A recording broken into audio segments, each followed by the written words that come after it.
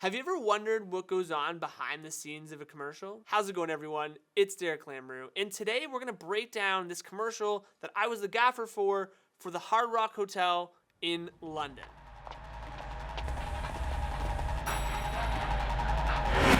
The first scene of our commercial takes place in this long hallway in the basement of the Hard Rock Hotel. The commercial is about the Speakeasy, which is this fun, atmosphere-filled bar with good vibes and dancing and sweet drinks and delicious food. And our first shot that opens our commercial is taking you through this tunnel to get into the bar. And so we knew we wanted to be fun and kind of setting the stage for the parties. So in this scene here, the director wanted a spinning shot through the keyhole. And then we talked about the Spinhawk, which was the choice that we ended up doing. And the Spinhawk's great because you can mount the camera, which we had, I believe, we had the Ursa as our kind of B cam for the Spinhawk.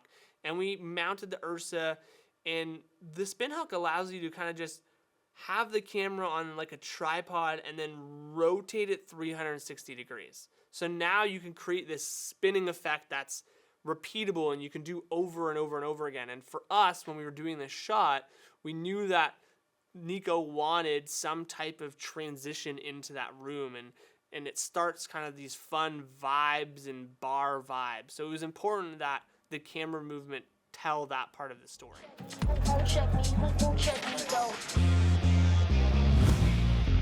For this scene here, the director really wanted a close-up shot of that talent's eye, but then we pull back and we reveal that they're in this, bar having dinner with the friends. And so one of the ideas that we floated around in that tech scout was using the probe lens, and Nick, the DP, was like, okay, if we use the probe lens and we get really close and then we pull back.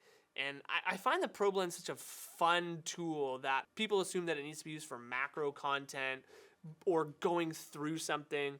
But the probe lens really is a unique tool to do things like this, where you want to start with a really extreme close-up, but because it's a 24 mil and not like a standard 90 mil macro, you can pull back and then reveal this huge wide world. And so I love this shot here.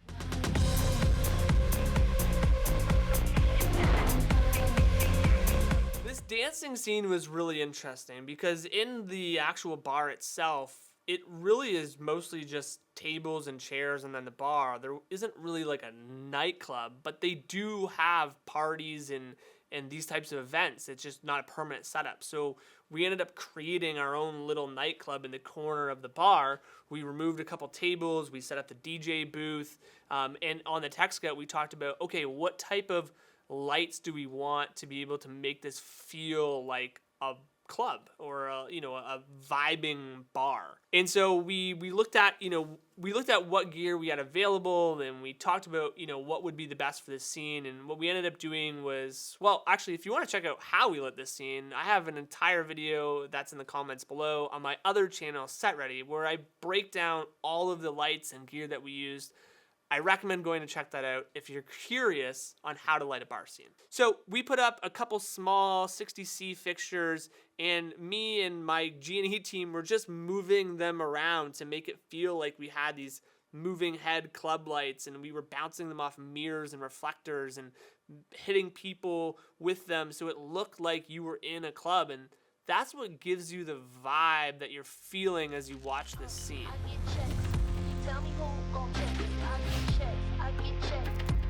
Now, a funny moment from this scene was we knew that having a drink on the turntable would probably not be the world's best idea, but it added so much to the scene because you see that bottle going by the camera every time, and then eventually we were all in the midst of it and everyone was having fun, and then the bottle spilt on the turntables and we had to quickly clean it up. But anyways, that's a side anecdote.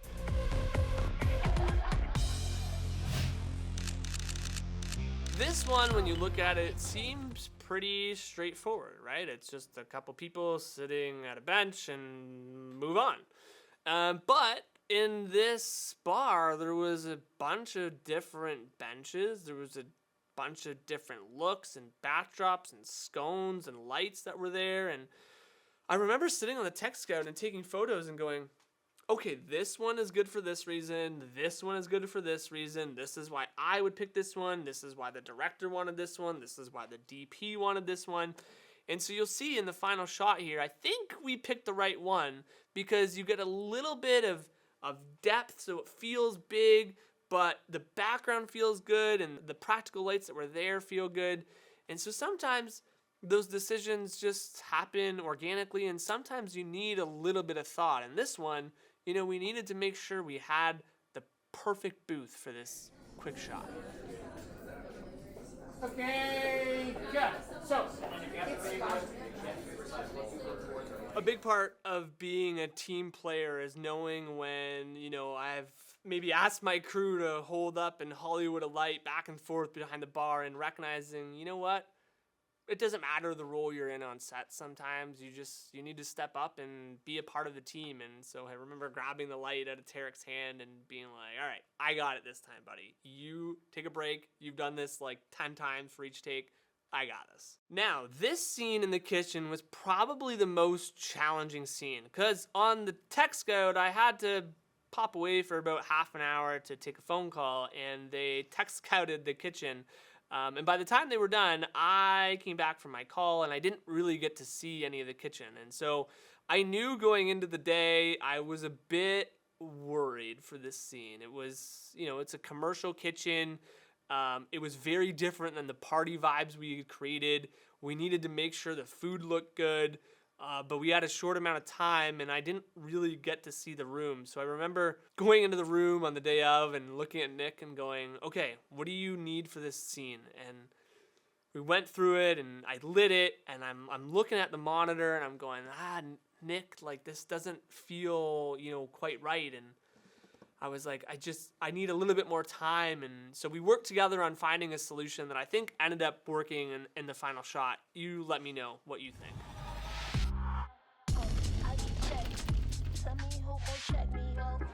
We managed to get through the day. I can't even count on one hand how many scenes we did. It was a lot. We got a lot done with a great team, and by the end of the day, we were hanging outside.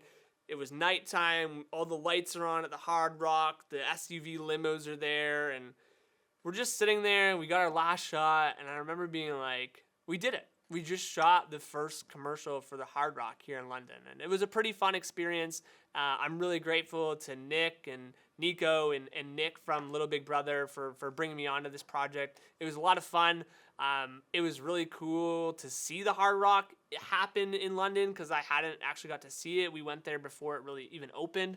So it was cool to see all of those things come together. If you like this video and you want to see more behind the scenes, I suggest just tapping that subscribe button, and we'll see you in the next video.